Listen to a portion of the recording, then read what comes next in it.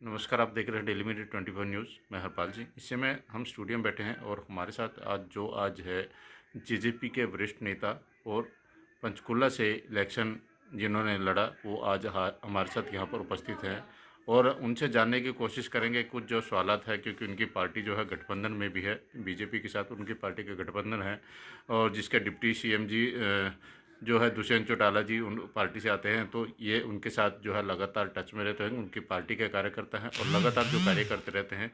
तो उनसे हम कुछ जो सवालात हमारे सामने आए हैं उनसे कुछ जवाब जानने की कोशिश करेंगे और उनसे चर्चा करेंगे कि क्या उनके विषय में जो है उनकी पार्टी का क्या कहना है और क्या अब तक जो है वो पार्टी अब तक जो सवाल आए हैं, क्या जिन्होंने वादा उन्होंने इलेक्शन के टाइम किया था, क्योंकि 2014 के इलेक्शन अभी है, क्या उनकी पार्टी उसमें सक्षम रही, तो ये सभी उनसे चर्चा के विषय हम जानने की कोशिश करेंगे। नमस्कार अजय गौतम जी। आज आप हमारे पास जैसे हम मार्केट में भी जाते हैं, पब्लिक के बीच में जाते हैं, तो हमारे पास कुछ समस्याएं ऐसी आती हैं, तो उनकी चर्चा हम जैसे आप जेजेपी पार्टी से जुड़े हुए हैं तो हम उनकी चर्चा आपसे करना चाहते हैं कि आपका उसमें आपका क्या रवैया है।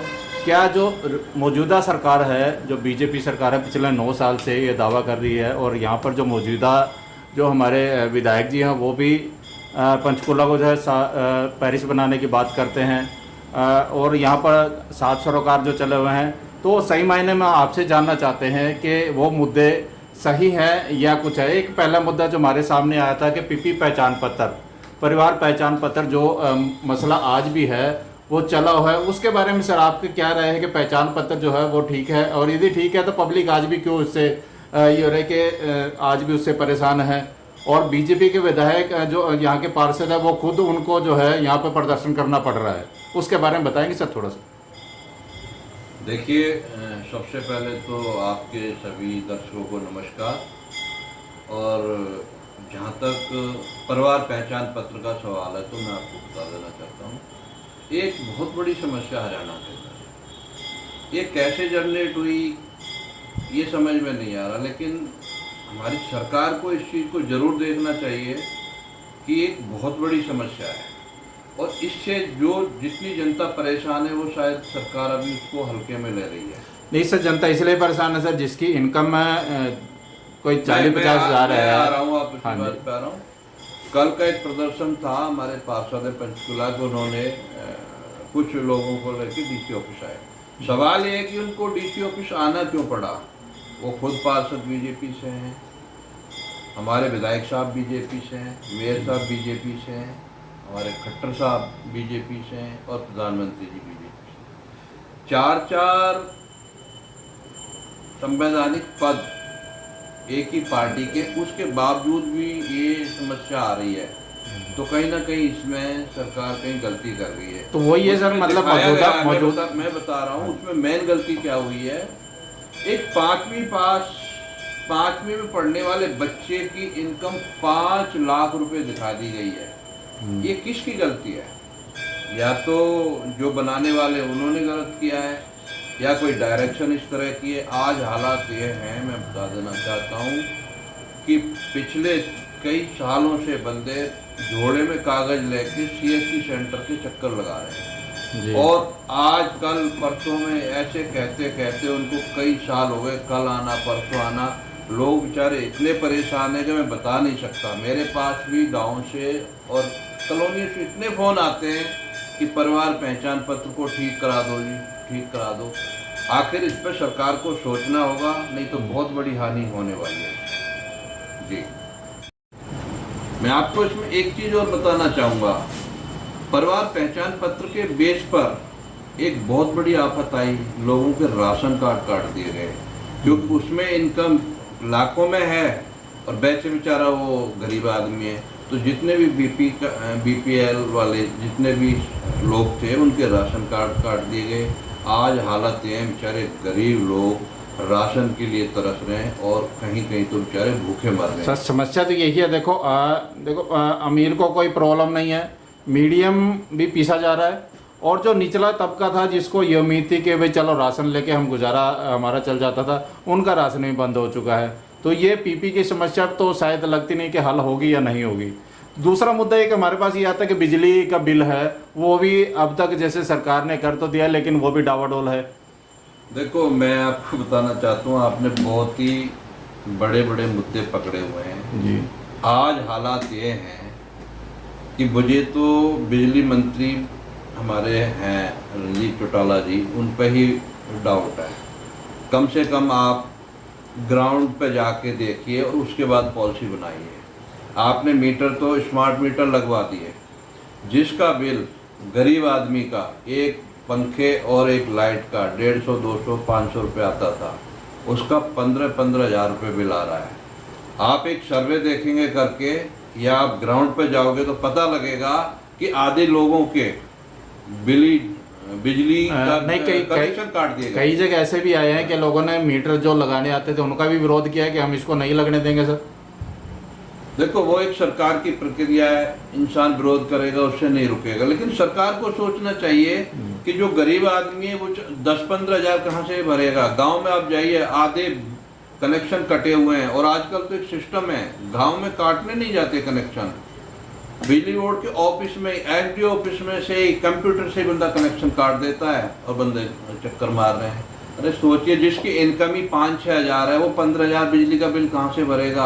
और पंचकुला में तो एक चीज़ और कर दी गई है, अभी पहले 2 महीने में बिल आता था, आज 1 महीने में बिल आता है। वो बेचारा पिछला बिल भर के नहीं और निकलता, उससे अगला बिल आ जाता है। सर एक चीज सरकार को सोचना होगा, इन गरीब लोगों को साथ में लेके चलना होगा। अगर सरकार इनके बारे में नहीं सोचेगी तो परिणाम ठीक। सर एक चीज मैं ये पूछना चाहता हूँ, जैसे आपकी पार्टी तो ज्वाइंट है, मतलब साथ में है, तो फिर इसका असर तो आपको ही पड़ेगा 2024 में सर। देखिए, मैं बता देता हूँ, हमारा हिस्सा गठबंधन के अंदर सिर्फ 10% है जी। 10% पर हमारी कितनी बात मानी जाती है ये आप भी जानते हैं। आज को मैं आपको बता दूं, आज हमारी बात एक पटवारी भी नहीं सुनता है जी, सेक्रेटरी भी नहीं सुनता है, जो हमारे बीडीपी ऑफिस में लगे हुए हैं कोई भी नहीं सुन रहा है। ऑफिसर बेलगाम हो चुके हैं, बिल्कुल कोई बात नहीं सुन रहे, क्योंकि उनको पता है जननायक जनता पार्टी का सिर्फ 10% हिस्सा ही हमारा कुछ नहीं कर सकते। अदरवाइज बीजेपी अगर हमें मान सम्मान प्रॉपर दिया होता, हिस्सा प्रॉपर हमें दिया होता, तो आज प्रदेश के हालात ये नहीं होते। ठीक है, कुछ लोग हमारे से खफा होंगे, लेकिन इसमें जननायक जनता पार्टी की किसी भी प्रकार की कोई गलती। सर एक बात वही आ जाती है, हम कुछ गांव में हमने विजिट किया, उसमें जैसे कच्ची कॉलोनी भी थी कुछ वहाँ पर, तो देखो सुविधाएं मिलती हैं तो सेक्टरों में मिलती है यहाँ पर, लेकिन कच्ची कॉलोनी वाले आज भी जैसे थे, या तो आज हम मानते हैं कि उससे नीचे जरूर चले गए कि अब नहीं हुआ, तो उसके लिए क्या रहेगा सर? देखिए, चाहे कांग्रेस की सरकार रही है या बीजेपी की सरकार रही है जी, अब हम ये भी कह सकते हैं कि गठबंधन में हम भी हैं, लेकिन कॉलोनी वालों के बारे में किसी ने नहीं सोचा, ये हकीकत है, इसमें कोई दो राय नहीं है। कॉलोनी वालों का वोट तो सबको चाहिए, लेकिन इनके बारे में सोचना किसी को नहीं है। आज कॉलोनी में जाके देखिए, इतनी बीमारियां हो गई हैं, कोई साफ सफाई नहीं है, कोई नालियां नहीं बनी हुई हैं, दुर्गंध आती है उनके अंदर, वो लोग रह रहे हैं, उनको ये इंसान समझते ही नहीं है। कॉलोनी वाले भी हमारे भाई हैं, उनको इंसान समझना होगा, उनको सुविधाएं देनी होंगी, एक प्रॉपर उनको सड़क नुमा जो गली है वो पक्की बनानी होगी, तभी कुछ हो पाएगा। पानी की निकासी प्रॉपर होनी चाहिए। ये सारी चीज़ों की तरफ कोई ध्यान नहीं देता, सिर्फ इनका वोट चाहिए, उनको पता है इनको बेकाबू होकर वोट ले लेंगे। लेकिन मैं वोट तो सर देखो 2024 का चुनाव आने वाला सर, पंचायतों में जाते हैं, पंचायतों के हालात जैसे थे उससे बदतर ये मानते हैं कि सरकार कहती है कि इस पंचायत में ये होगा ये होगा। सड़कें आज तक टूटी मिलती हैं, जो एक बार बन गई शायद दोबारा नहीं बनी होंगी, या उन पे पंचर लगता, पंचर भी 10 दिन के बाद टूट जाता है। यही हाल अपने पंचकुला के अंदर है। पंचकुला में जो सड़कें जो साफ सुथरी हैं उनके ऊपर तो रिपेयर हो जाती है, जो टूटी फूटी हैं उनको आज भी वैसी की वैसी हालत है। यानी कि कुछ चैनलों दिखाया भी है कि सड़क गड्ढे ज़्यादा हैं और सड़कें कम हैं। तो ये क्या, इसके बारे में भी थोड़ा प्रकाश डालेंगे कि ये क्यों नहीं हो रहा? क्योंकि सरकार आपकी भी है तो ऑब्जेक्शन आप लोग भी इस पर उठा सकते हैं, कार्य क्यों नहीं होते? मैं बता देना चाहता हूँ, अगर सरपंचों को हम लाठियों से कूटेंगे तो क्या विकास होगा? सरपंच अपनी मांगे लेकर आते हैं कि हमें 5 लाख का 7 लाख की परमिशन तो दो, ताकि हम प्रॉपर काम करा सकें। गवर्नमेंट कहती है नहीं 2-2.5 लाख में आप काम चलाओ, बार बार वहीं के चक्कर काटते रहो। तनख्वाह कितनी मिल रही है सरपंचों को? 10,000 बड़ी मुश्किल से मिल रहा है। आपने 10,000 में उसको बाउंड कर लिया, कोई सुख सुविधाएं नहीं दे रहे। जब वो कुछ मांगने आते हैं अपने गांव के लिए तो उन पर आप लाठियाँ से बरसा रहे हैं, उनकी मारपीट की जा रही है। तो ये कहाँ तक सच है? इतिहास में पहली बार हुआ कि सरपंचों को, क्या बताऊं मैं आपको, मुझे तो खुद शर्म आती है। मतलब सरकार सर 2024 के बाद का भी सपना लेके बैठी है। उनको जैसे एक गांव की हम बात करते हैं, करनाल डिस्ट्रिक्ट में गांव है ओंगद, वहाँ के तालाब इतने पानी से लबालब हैं कि जब वहाँ पे सर्वे किया, उनको बोला कि इसकी निकासी कहीं बाहर की जाए, तो उसको मतलब प्रोजेक्ट इतना बड़ा कर दिया और आश्वासन दिया गया कि अभी कुछ टाइम लगेगा, 2-4 साल के बाद उसको बना दिया जाएगा। यानी कि सरकार, इसका मतलब है कि आगे भी सपने हैं सरकार के कि आगे आएगी। तो क्या लगता है आपको ऐसा? देखिए, सपना लेना कोई बुरी बात नहीं, सपना लेना चाहिए, और अच्छे काम करे तो सरकार भी रिपीट होती है, इसमें कोई दो राय नहीं है। लेकिन आप बेस को ही खराब कर लोगे तो मेरे ख्याल से रिपीटिंग का सवाल जो है बहुत वाजिब नहीं रहेगा। आप उन लोगों को, गरीबों के बारे में सोचिए। कोई महिलाएं आपसे सवाल करती हैं, आप उनको कहते हैं हम चंद्रयान पे भेज देंगे, तो इस तरह का ठीक नहीं। थोड़ा सा सोचना चाहिए। ये हमारे ही प्रदेश के लोग हैं, हमारे ही परिवार के लोग हैं, हमारे ही भाई बहन हैं, इनकी सुख सुविधाओं का भी ख्याल हमारे को ही रखना होगा। इनसे वोट हमने दोबारा से लेना है तो उसके लिए थोड़ा काम भी करना पड़ेगा। मैं देखो, नौकरी देने का वादा सरकार ने किया था सर, आज मेरे ख्याल है नौकरी कम है, बेरोजगार ज़्यादा हो गए हैं, क्योंकि रोजगार ही खत्म होते जा रहे हैं सर। आप मुद्दे ऐसे पकड़ के ला रहे हो जो बिल्कुल छूते हैं सर। देखो अभी देखो, सरकार को जाने का मतलब साल रह चुका है सर। मुद्दे तो देखो जायज़ है, सरकार ने जो वादे किए थे वो वादे तो पूरे हुए नहीं, क्योंकि देखो बेरोजगारी बढ़ गई, बिजली का कोई निपटार नहीं, पहचान पत्र ऐसा कर दिया कि जिसका 2 किलो चावल मिलता था वो भी बंद हो गया, और बहुत सारे मुद्दे तो बहुत सारे हैं सर। मैं आपको अपने बारे में बता देना चाहता हूँ, मेरे 2 बच्चे हैं और दोनों मास्टर डिग्री क्वालिफाइड हैं, MBA किया हुआ है, लेकिन दोनों के पास नौकरी नहीं। ऐसे ही मेरे पड़ोस में, मेरे गांव में, मेरे ज़िले में, मेरे प्रदेश में बहुत सारे युवा हैं, आज वो बाहर जाने के लिए विवश हैं। और कई गांव तो कैथल साइड में इस तरह के हैं कि पूरे गांव के गांव खाली हो गए, जवान नौजवान बच्चे बाहर चले गए, क्योंकि उनको हम पकौड़े तलने की स्कीम बताएंगे तो हर बच्चा पकौड़ा नहीं तल सकता।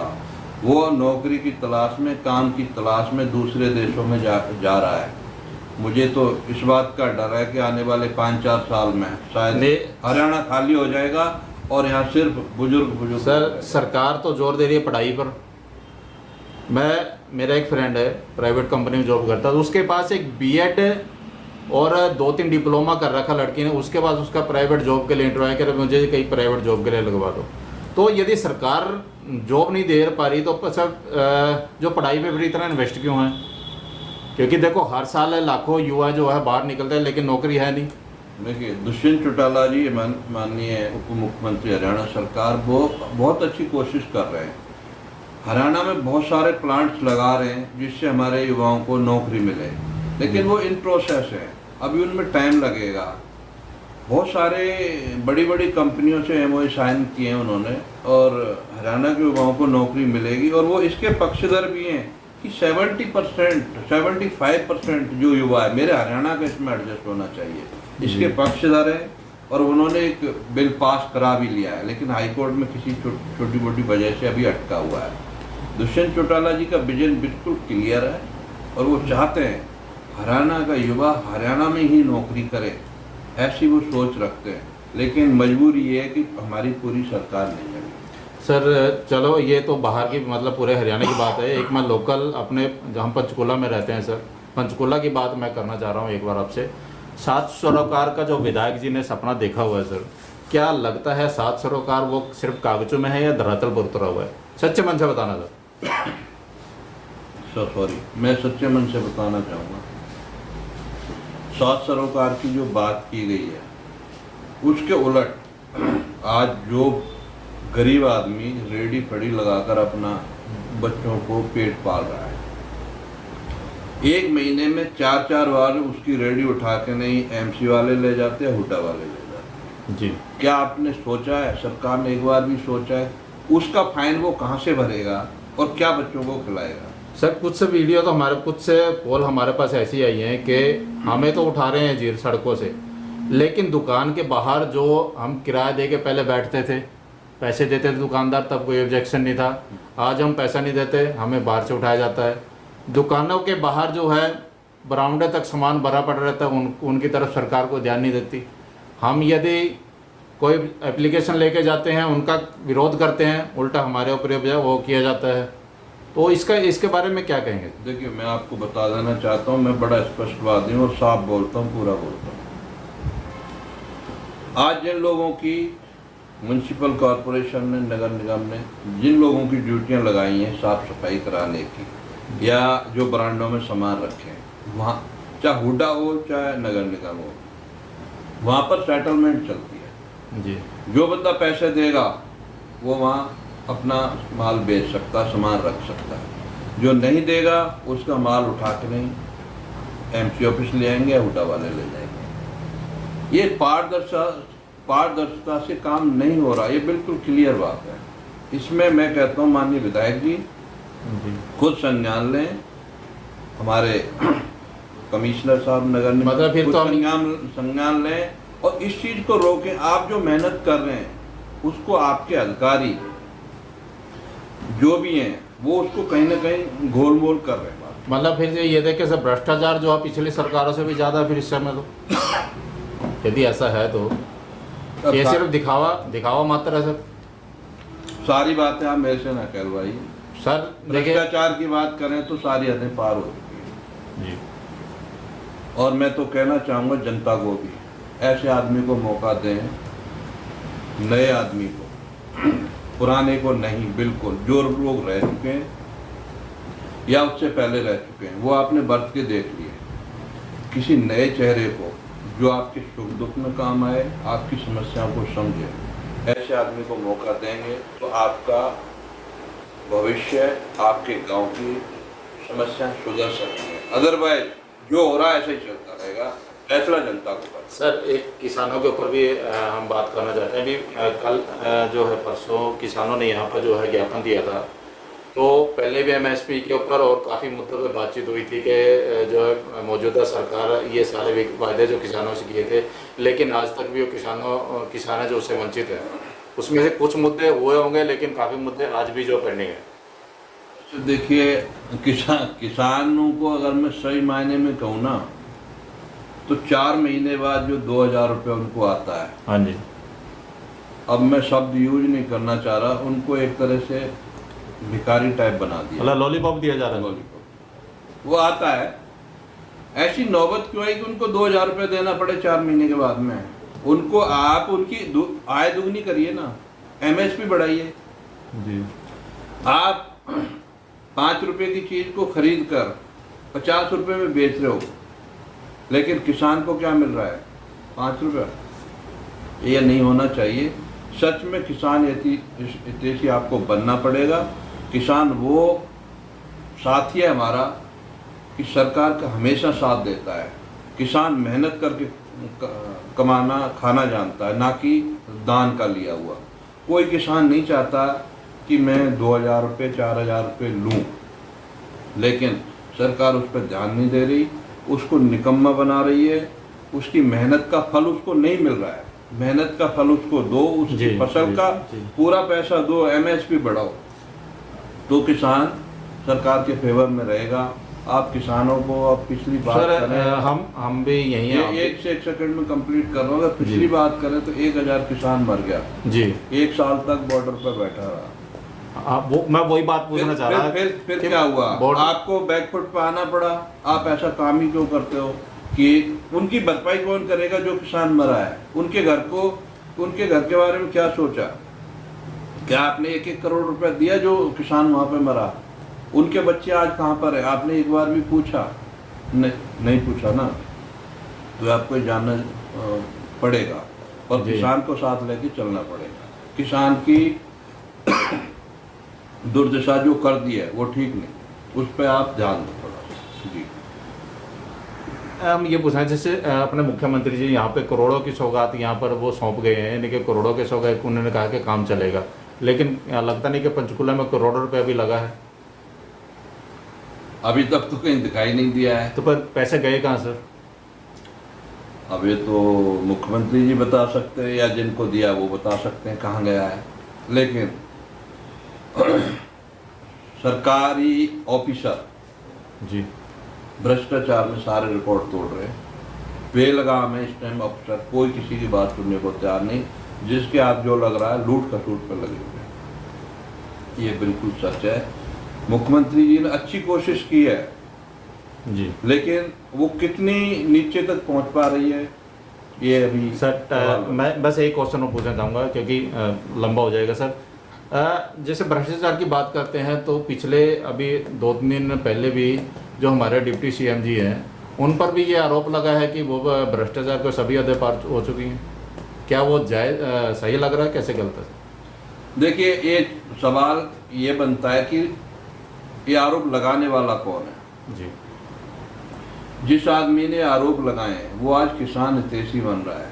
वो ये भूल गया है कि मैंने ही किसानों के ट्रैक्टर पर टैक्स लगाया था। आज उसकी हालत अगर सिंपल भाषा में, ग्रामीण भाषा में करें तो वो कहते हैं ना घर का ना घाट का, वो वाली आदत हो गई। ना उसको बीजेपी तवज्जो दे रही है, कांग्रेस की तरफ जाना चाहता है, कांग्रेस उसको एंटर नहीं होने दे रही। तो बहुत बुरी हालत है। ऐसे में वो क्या करेगा? जेजेपी को टारगेट कर रहा है। बेबुनियाद सवाल है, उससे कोई किसी तरह का उसमें सच्चाई नहीं है। इसका जवाब हमारे प्रधान सचिव दिग्विजय चौटाला जी दे चुके हैं। ठीक है, बहुत बहुत धन्यवाद सर। आज हमारे साथ आप जुड़े।